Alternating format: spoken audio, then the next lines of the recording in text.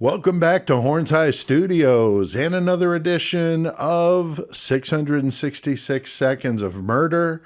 That means each video is less than 11 minutes and 6 seconds or 666 seconds. So let's get to it. Got a lot to cover. Back to the Idaho 4 case. I know you guys are enjoying the discussions here. I do as well. And tonight, talking about Elantras, okay? A lot of Elantras around. Wanted to point out, though, before we get started, this is for entertainment purposes only. These are my opinions, my speculation. I'm not saying anyone's guilty of anything. We're just having a discussion and talking about something that we enjoy talking about.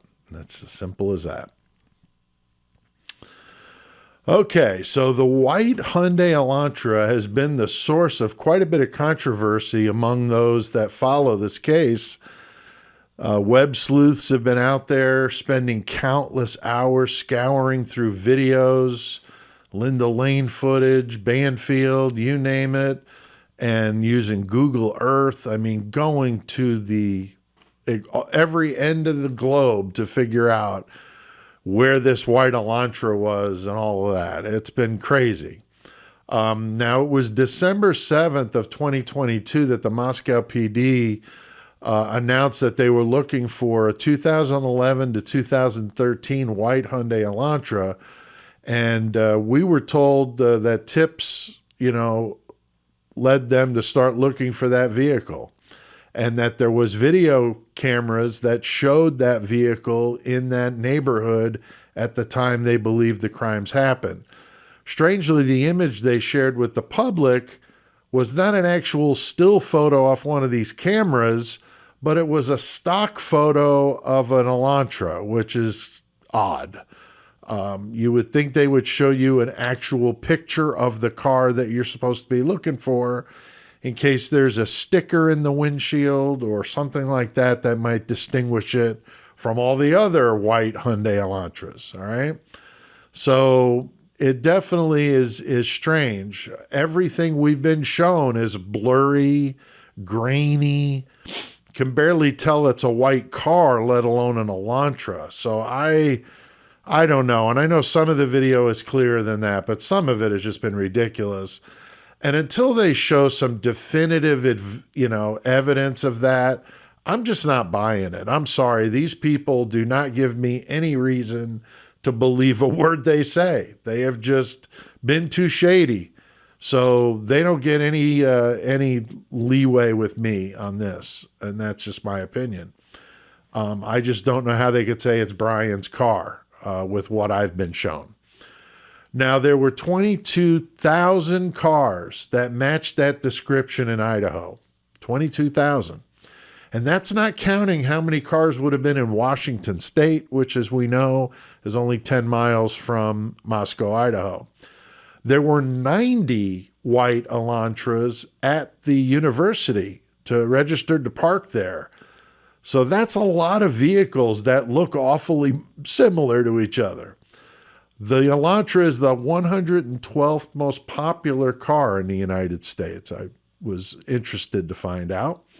So searching for this would have been literally like the needle in the haystack. So I don't know. And this doesn't even factor into conversation all the other cars that look like an Elantra, like the Ford Fiesta, or those hybrid cars that the police at the Banfield video were driving. That looks quite a bit like an Elantra. So just way too many cars that look awfully similar to be definitive about it. Then they changed the years of the Hyundai Elantra, looking for, a years, beyond the 2011 to 2013, even though that's what their 30-year expert at the FBI told them. So strange. Now, Brian Kohberger, we know, drove a 2015. So did the police know that all along? I seem to think they did. And I wonder if they were trying to throw him off by putting stuff out in the media. I get it. Police use all kinds of creative ways to do what they do. So if that's what they were doing, great. But if not, it just adds to the shadiness of this whole thing. We also know that Enan Harsh drove a white Elantra, but it was a few years older. There was also one parked at Jack D's place, which apparently is owned by his parents. And I think Eric Gower's mom owned a silver Elantra, very similar in low lighting to a white Elantra. So it seems like everybody owned a white Hyundai Elantra or something awfully close. So to me, it seems like the tip that they got from everything I've read came from Eric Gower, the private driver. I've done 2 videos on him, and I think I need to do a third because there is just more and more suspicion surrounding this guy. And many of you have commented and you agree. We know he lived 1,200 feet from Brian Kohberger and was aware of him. We know that he was making lists of these cars for the police, which seems a little strange for this PhD that was working for the university, also doubling as a designated driver for drunk college girls, to be now all of a sudden acting like he's, Perry Mason or, a detective. Just seems very strange to me. He painted Brian in a very bad light during his police interview that he did. So seems like he was the one that originally may have turned them on to Brian Kohberger. So anytime you get somebody putting themselves in the investigation, making lists of cars, that just is very suspicious. And it was a Washington State University cop in Pullman, Washington, who found that white Elantra parked at the apartment complex where Brian lived, which was, of course, where a lot of students lived. So to even add to this mystery even more, there was a white Hyundai Elantra found abandoned in Eugene, Oregon on December 17th of 2022. The call came into the police that there was somebody sleeping in the car. It was actually a homeless person, didn't own the car.